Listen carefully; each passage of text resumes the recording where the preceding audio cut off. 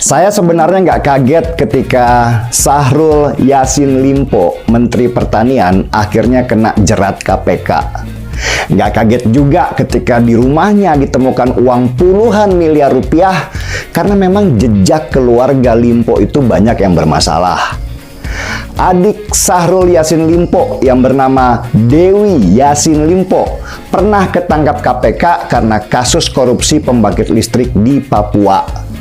Dewi dan 6 rekan lainnya ditangkap di Bandara Soekarno-Hatta dan divonis 6 tahun penjara karena terbukti korupsi. Dia kemudian banding dan malah hukumannya ditambah jadi 8 tahun penjara. Bukan cuma adik perempuannya, adik laki-lakinya Syahrul Yassin Limpo itu juga bermasalah.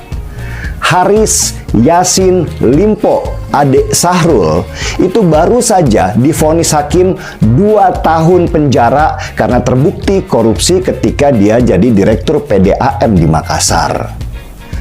Jadi dari jejak keluarga Menteri Pertanian Syahrul Yassin Limpo memang sudah ada bibit-bibit koruptor yang selain merugikan negara juga membuat bangsa ini jadi tidak maju-maju. Apalagi posisinya Syahrul Yassin Limpo yang Menteri Pertanian yang seharusnya fokus pada pembangunan kedaulatan pangan. Itu sangat merugikan karena misi pemerintah untuk menghadapi krisis pangan dunia itu jadi terbengkalai. 2 menteri dari Partai Nasdem yang seharusnya mengawal rencana strategisnya Jokowi. 1, Johnny G. Plate yang mengawal rencana membangun ekonomi digital, malah BTS-nya dikorupsi.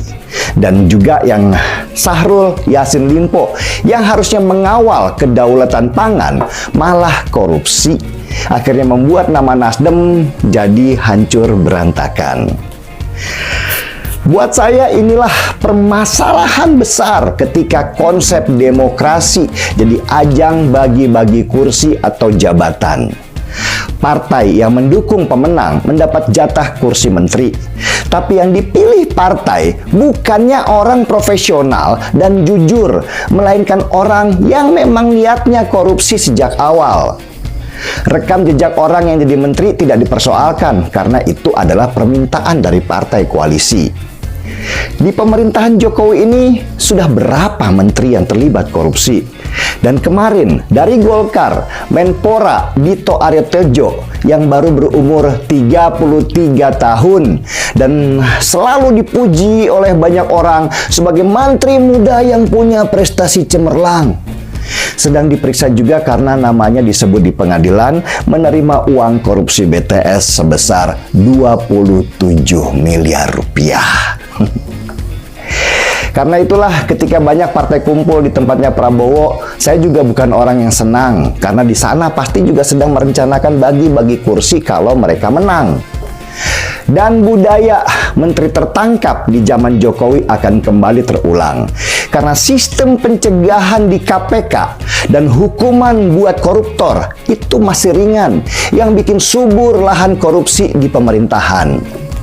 Belum ada sebuah rencana besar untuk pemberantasan korupsi dengan sistem yang menakutkan. Hukuman masih terbilang ringan dan biasanya penjaranya juga nyaman. Beda sama maling ayam yang harus tidur berjubel di dalam penjara yang sempit dan panas.